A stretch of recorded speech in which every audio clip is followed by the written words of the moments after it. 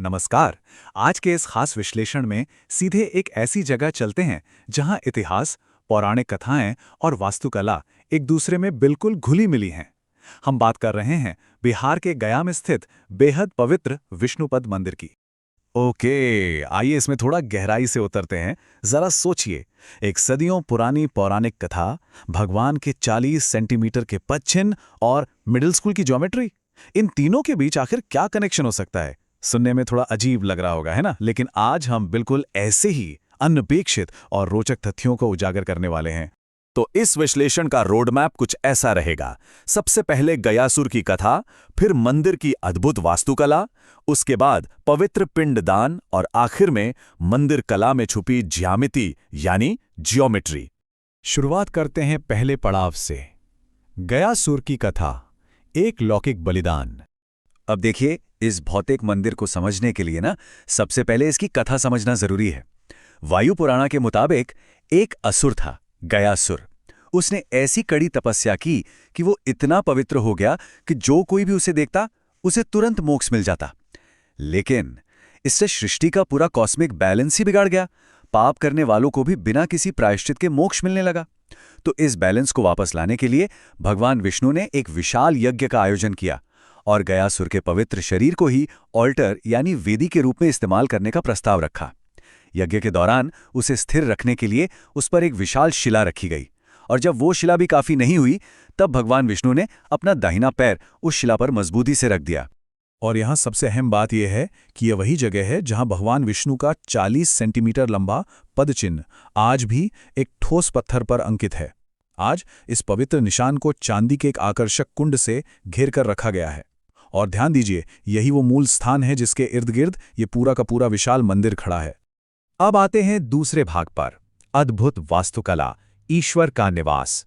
वैसे तो इस जगह की पवित्रता हजारों साल पुरानी है, लेकिन आज जो मंदिर हमारे सामने है उसका मुख्य श्रेय साल 1787 को जाता है।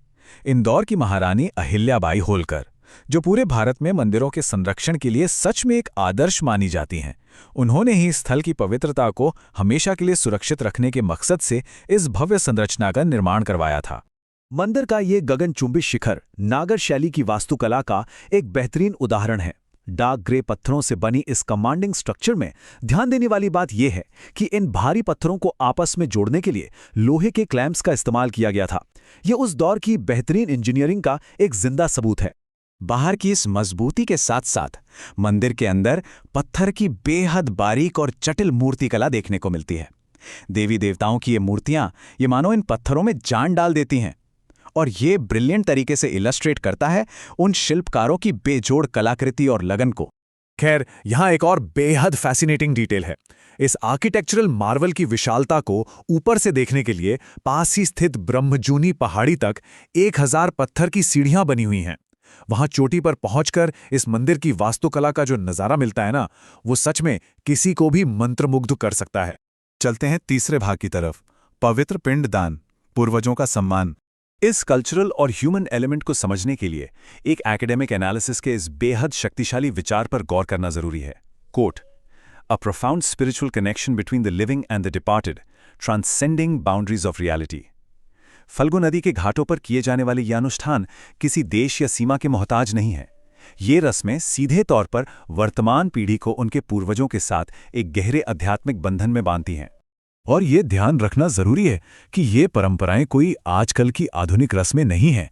पिंडदान की ये विधि और इसका महत्व गरुड़ पुराणा और मनुस्मृति जैसे प्राचीन ग्रंथों में गहराई से दर्ज है। ये सच में मानव सभ्यता के कुछ सबसे पुराने और पवित्र आदर्शों में से एक है। और अब चौथा और आखिरी पड़ाव, मंदिर कला में ज्यामिति, एक अप्रत्याशित मोड़ जिसका शायद हम सब बेसब्री से इंतजार कर रहे थे। विष्णुपद मंदिर में पवित्र पद चिन्ह के चारों ओर बनाए जाने वाली डेली रंगोली खुद में एक अद्भुत कला है। हर शाम बदलने वाले ये डिजाइन्स फूलों की पंखुड़ियों, पत्तों और तरह तरह के ड्राई फ्रूट्स से बड़ी मेहनत और श्रद्धा के साथ बनाए जाते हैं। लेकिन यहाँ सिर्फ आध्यात्मिक भक्ति नहीं है, यही वो जगह है जहां एंशिएंट रिलीजन और मिडिल स्कूल मैथ आपस में मिलते हैं। मंदिर के पंडितों को हर रोज काजू कतली और पेड़ा जैसी मिठाइयों और ड्राई फ्रूट्स का सटीक अनुमान लगाना होता है, जो कि लगभग 1.25 किलो होता है। हर नए डिज़ाइन के आकार को बिल्कुल सही प्रोपोर्शन में भरने के लिए उन्हें बिल्कुल प्रैक्टिकली और तेज़ी से अपने दिमाग में गणित का इस्तेमाल करना पड़ता है। हुआ ये कि कुछ समय पहले आसपास के मिडिल स्कूल के बच्चों ने इन रंगोलियों की 196 तस्वीरों को क्लोजली एनालाइज किया और बड़ी तेज़ी से इस पवित्र कला के अंदर छुपी हुई कोर गणितीय आकृतियों को पहचान लिया। उन्हें इन डिज़ाइंस में त्रिभुज यानी ट्रायंगल्स, वर्ग यानी स्क्वायर्स और वृत्त यानी सर्कल्स साफ तौर पर नजर आने लगे। अब यहाँ सबसे ज़्यादा इंटरेस्टिंग बात ये निकल कर आती है कि इन कमाल के आकार वाली रंगोलियों को जब बच्चों ने ध्यान से कंपेयर किया तो उन्हें रोटेशनल और रिफ्लेक्टिव सिमेट्री जैसी कॉम्प्लेक्स मैथमेटिकल कॉन्सेप्ट्स आसानी से समझ आने लगीं। एक आकार को घुमाने पर वो कैसा दिखेगा, ये उन्हें इन डिज़ाइंस में प्रैक्टिकली दिखाई दे रहा था। एक छात्र ने इस पूरी थीम को कितने आसान शब्दों में बयान किया। उसने कहा, इसमें लोटस फ्लावर है और ये सिंपल है और बराबर भी है।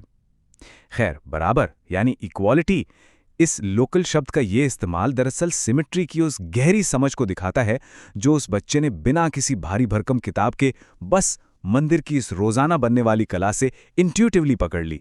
तो अब जरा सोचिए, अगर एक इतना प्राचीन स्थान, सदियों पुरानी कथा और एक रोजाना बनने वाली रंगोली एक मॉडर्न मैथमेटिक्स का क्लासरूम बन सकती है, तो हमारी कल्चरल हेरिटेज में ऐसी कितनी और अद्भुत सीख छुपी होंगी। जरूरत बस एक नई नज़र से उन्हें देखने की है। इस विश्लेषण में साथ जुड़े रहने के लिए धन्यवाद।